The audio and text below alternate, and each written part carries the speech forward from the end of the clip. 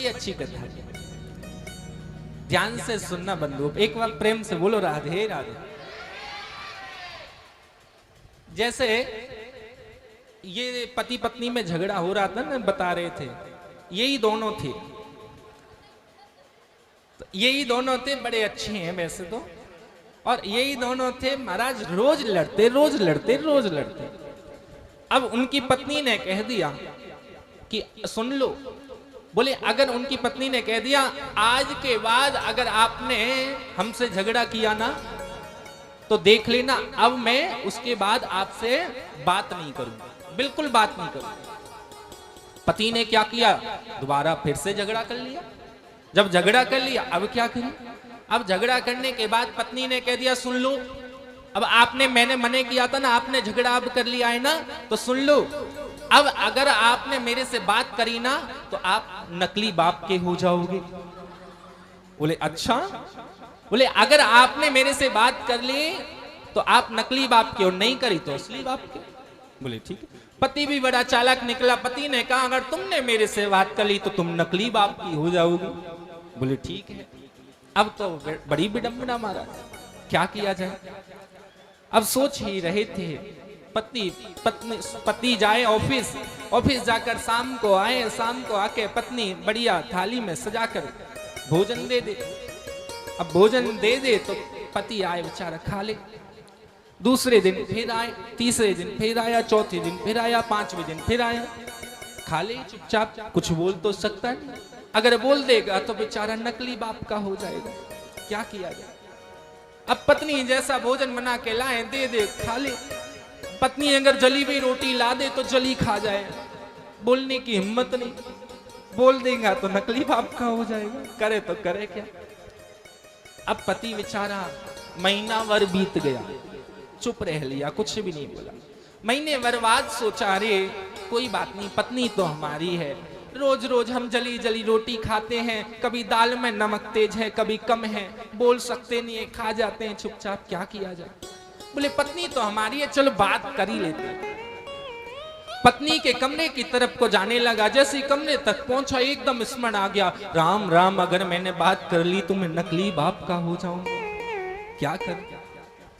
पत्नी को भी दया आ गई, पत्नी ने कहा अरे राम राम, पति तो हमारा ही है, चलो बात कर लेते हैं, किसी और का नहीं, हमारा पति है भाई, बहुत दिन हो गए बेचारे को जली जली रोटी खिलाते हुए, बात कर ही लेते हैं।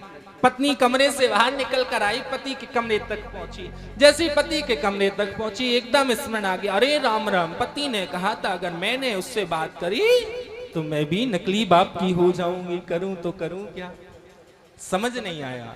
अब बोले अब क्या करें, सोचने लगी। महीना भर, 2 महीना, 3 महीना, 4 महीना, 5 महीने, 6 महीने बीत गए। पति ने कहा अब नहीं होगा, अब क्या करें।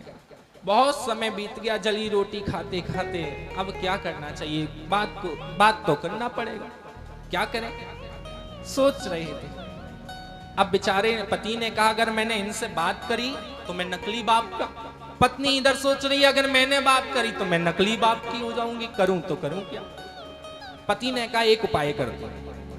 पति लिए आया और आकर के बीड़ी लेकर आया, बीड़ी होती है ना, बीड़ी जानते होगे, तो बीड़ी होती है, बीड़ी लेकर आया और आ करके एकदम बीड़ी लाया और बीड़ी को ऐसे हाथ में फंसाया और फंसा कर, और ऐसे करके गांव के लोग बैठते ना, ऐसे नीचे जमीन पे बैठते हैं, ऐसे करके पैर ऐसे करके, जब ऐसे करके बैठकर और कुर्ता पजामा पहना और बीड़ी लेकर पिए जा रहा, बड़े आनंद के साथ पीते पीते एकदम ध्यान आया कैसे बात करें पत्नी से, तो एकदम से अपना कुर्ता लिया और कुर्ते का कोना लिया, कोना लेकर बीड़ी से जला दिया, कोना कुर्ते का लेके बीड़ी से जला दिया। अब बीड़ी से जलाने के बाद में चुपचाप ऐसे करके पीने लगा फिर से बीड़ी।